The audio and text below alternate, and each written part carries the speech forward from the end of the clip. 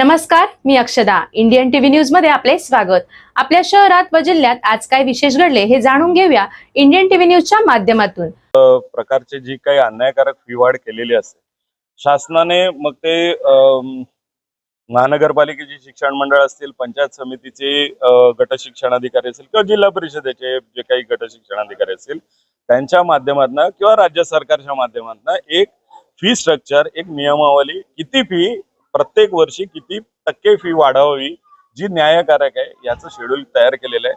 मात्र सरसकटपणे जर आपण बघितलं त्या खाजगी शाळा ह्या अत्यंत अन्यायकारक पद्धतीने फी वाढ करत असतात.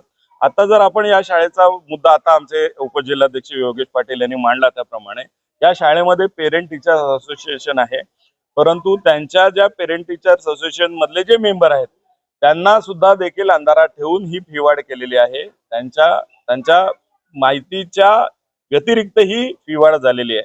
आणि कुठलीही फी वाढ जर फी स्ट्रक्चरच्या पेक्षा जर करायची असेल त्यांना, तर सर्व त्याचे जे पालक असतील किंवा पेरेंट टीचर असोसिएशन या सर्वांना विश्वासात घेऊन ते कशा करता करतोय हे पटवून सांगणं गरजेचं आहे. मगाशी जसं योगेश पाटीलने सांगितलं की तुम्हाला परवडत असेल तर भरा, ऐपत नसेल तर तुम्ही तुमची पाल्य काढून टाका. ही शाळांची स्पष्टपणे मुजोरी आहे. राज्य सरकारने वेळेच या खाजगी शाळांवरती वचक ठेवावा.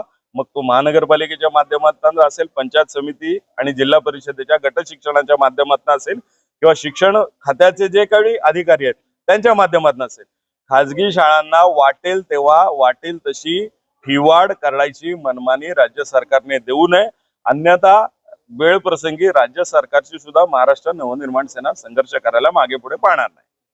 नाव श्रुती शेट्टी आहे. मी रुनवाल गार्डन्स मध्ये राहते आणि आम्ही हा फेब्रुवारी पासून आम्ही हा आंदोलन सुरू केलंय. म्हणजे आम्ही मनसेकडे एकदा अप्रोच केलं होतं की आमची ही समस्या सॉल्व्ह होईल म्हणून. आता माझा मुलगा 2023 मध्ये मी ऍडमिशन घेतले, नर्सरी, ज्युनियर, सिनियर. तर माझ्या मुलाची जी फी वाढ आहे 3 वर्षामध्ये ती 48% फी वाढ आहे. आणि जेव्हा मी ऍडमिन डिपार्टमेंटला अप्रोच केलं की माझी ही फी वाढ एवढी कशी काय, तर त्यांचं उत्तर मला असं आलंय की तुम्हाला ही फी परवडत असेल तर भरा, नाही तर तुम्ही सरळ तुमच्या मुलाला काढून टाका, पण ही फी काही कमी होणार नाही. तर जेव्हा मी त्यांना ह्याचं कारण विचारलं तर त्यांनी मला असं सांगितलं की हे आमच्या हायर ऑथॉरिटीज कडनं हे फीचं स्लॅब्स येतात. आणि आता माझा मुलगा सिनियर टू फर्स्ट स्टँडर्डला जातोय, तर त्याची परत फी वाढ 38% आहे.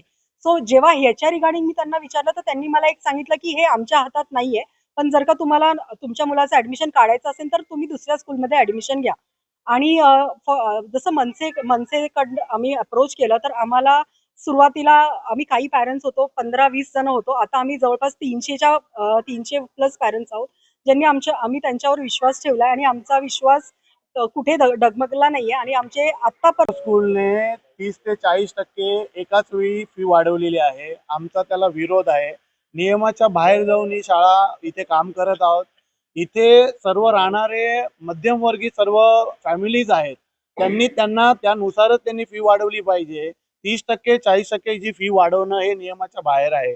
वर्गामध्ये 30 ते 35 मुलं बसवणं हे नियमामध्ये आहे. तेव्हा 50 आणि 60 मुलं बसवता, या 50 आणि 60 मुलं बसवता त्याला आमचा विरोध नाही. शिक्षण सगळ्यांना मिळालं पाहिजे. वाढती लोकसंख्या आहे, मग तुम्ही तेवढी मुलं वाढवता तर मग तुम्ही फी मध्ये त्यांना मुभा देता का? या सगळ्या मुद्द्यांवर आमचा विषय आहे. आम्ही वारंवार त्यांना पत्र देतोय, वारंवार माहिती देतोय. सर्व इथे पालकही उपस्थित आहेत, पण इथे जे यांच्याकडनं जे स्टाफ आहे त्यांचा जो रिप्लाय येतो हा अपमानकारक रिप्लाय येतो.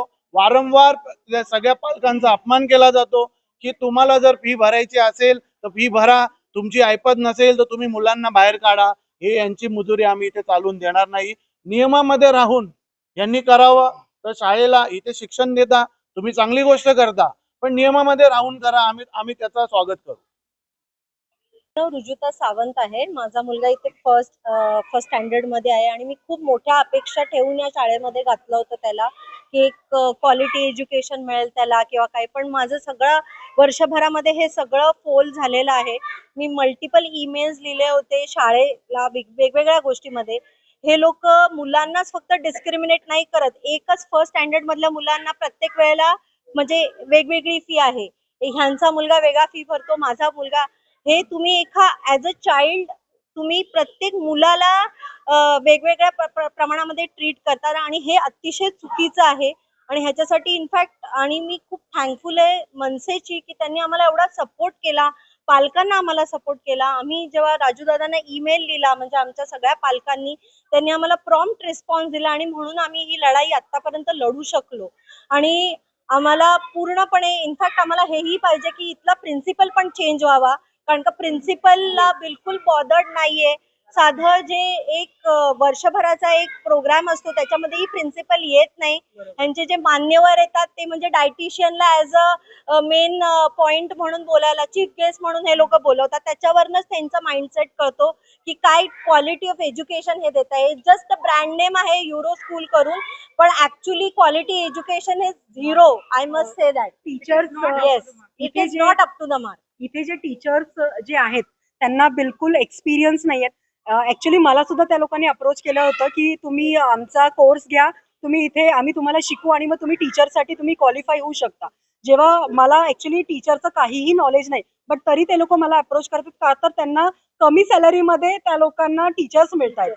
आणि इथे टीचर्स कोणीही परमनंट नाहीये. 6-6 महिन्याला टीचर्स चेंज होतात आणि टीचर्स लोक आता पुढे येणार नाही कोणी बोलायला, बट त्यांच्यामध्ये खूप पॉलिटिक्स आहेत आतमध्ये आणि त्या लोकांना खूप हॅरेस करतात. Yes. म्हणजे हे टीचर्स लोकांचे म्हणजे जे पर्सनल टीचर्स लोकांना ओळखतात ते लोक आम्हाला येऊन सांगतात. म्हणजे हा अप्रोच आहे स्कूलचा. त्याच्यामुळे टीचर्स लोक असे म्हणतात की जी प्रिन्सिपल आहे तिच्यामुळे हे सगळं चालतंय. ती भलेही काही बोलत Yes, नाही yes. पण ती बॅकग्राऊंडला भरपूर हे करते. तर या होत्या आपल्या शहरातील विशेष घडामोडी. अशाच घडामोडी पाहण्यासाठी इंडियन टीव्ही न्यूज चॅनलला लाईक, शेअर, सबस्क्राईब करा आणि बेल आयकॉन जरूर प्रेस करा.